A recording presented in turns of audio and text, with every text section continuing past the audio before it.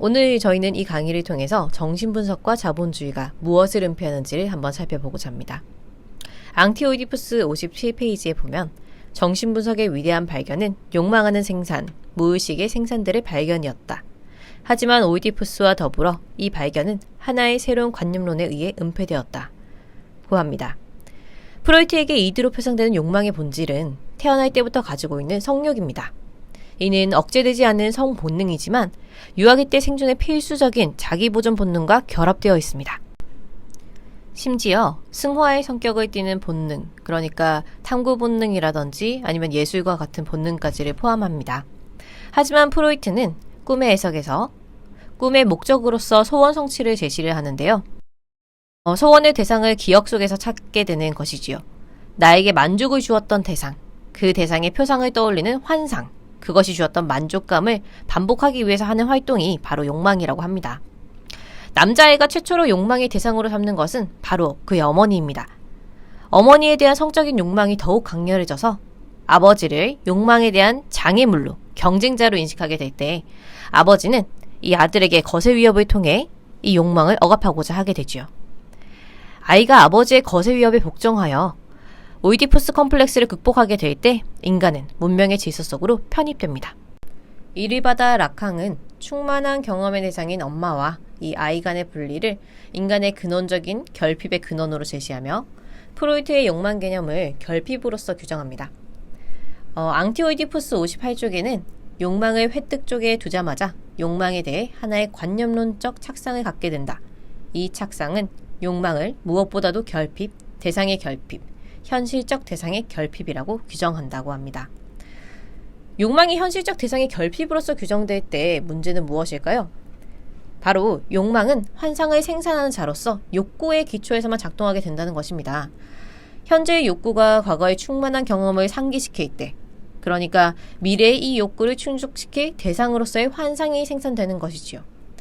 그런데 욕망이 환상을 생산하는 자로서 규정되면 욕망이 결핍한 현실적인 대상은 자연적인 아니면 이제 사회적인 생산과 관련된 것이더라도 단순하게 환상의 생산으로서만 판단되어 버립니다.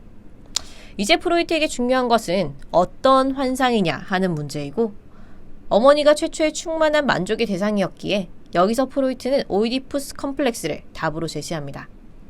모든 종류의 욕망은 이 오이디푸스 삼각형으로 환원되어 가족적인 성격으로만 해석됩니다.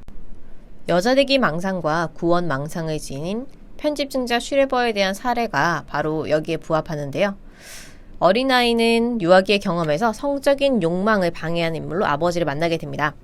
슈레버 또한 어린 시절 성적인 욕망을 아버지로부터 이제 거세 위협을 통해 억압당했으나 이건 그의 망상 속에서 여자가 되라는 이제 관능적인 것이 아버지 신으로부터 요구됨으로써 여자로 변형되고자 하는 환상으로 대치됩니다.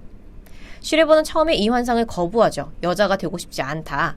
하지만 본인이 여성이 되어야만 세상을 구원하고 인간이 잃었던 천국의 행복을 찾아줄 수 있다. 라는 이런 구원자 망상을 통해서 그래 내가 세상을 구하기 위해선 어쩔 수 없이 여자가 되어야 되는구나 라고 이를 받아들이게 됩니다. 이 환상은 오랜 결혼 생활에도 아이가 없었던, 그러니까 아이를 결핍했던 슈레버가 차라리 자기가 여자가 되어서 자신의 고귀한 가문을 잇는 아들을 낳고자 하는 욕망에서 비롯된 것이지요.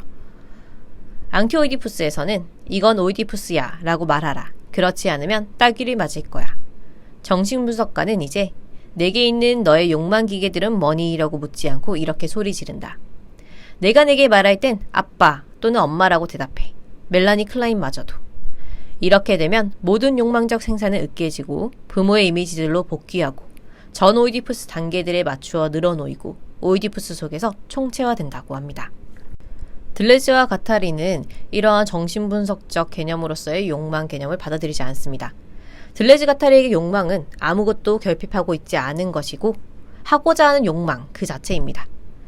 예를 들어 다큐멘터리 영화 나의 문어 선생님에서 문어는 인간이 앞에 있을 때는 빨판이 달린 다리를 뻗어서 인간과 접속하고 천적인 상어를 만날 때는 옆에 있는 해초로 몸을 감싸거나 조개 껍질로 연약한 머리를 감싸 스스로 방패가 되기도 합니다.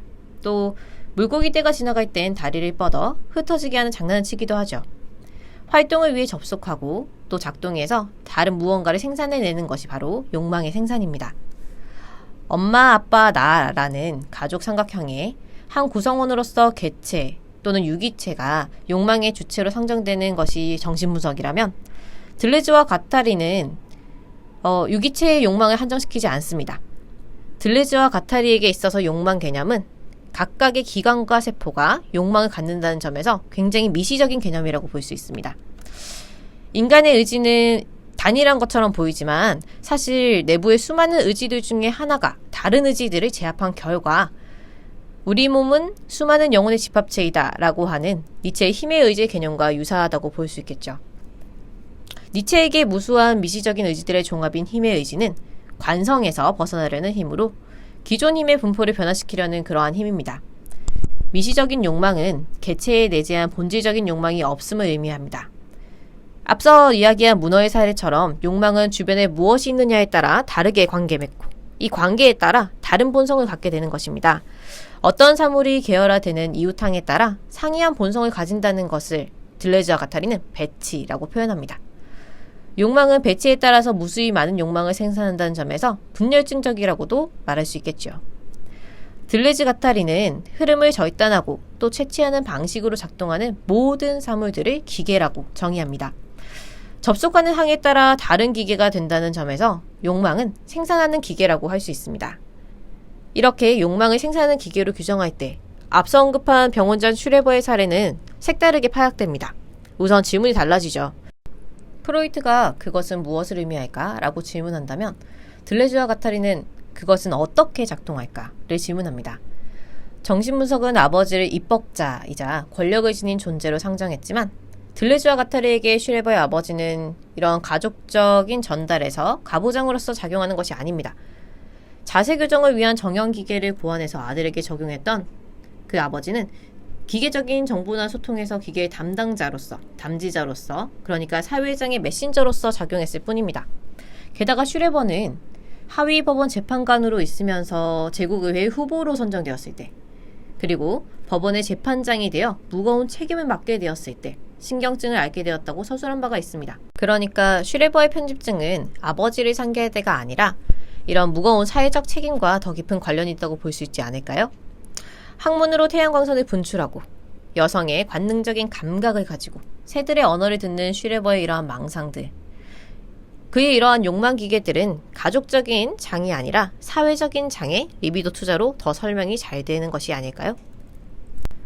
하지만 욕망하는 기계라는 개념만으로는 오랜 전통의 결핍으로서의 욕망 개념을 벗어나기가 어렵습니다.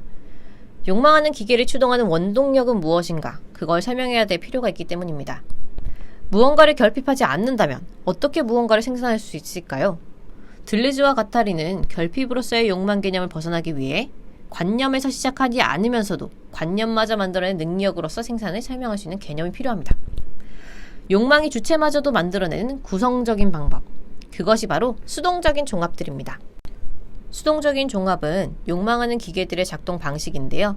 모든 기계는 다른 기계들과 접속해서 기존의 흐름을 절단하고 잔여 에너지를 채취하는 방식으로 작동합니다.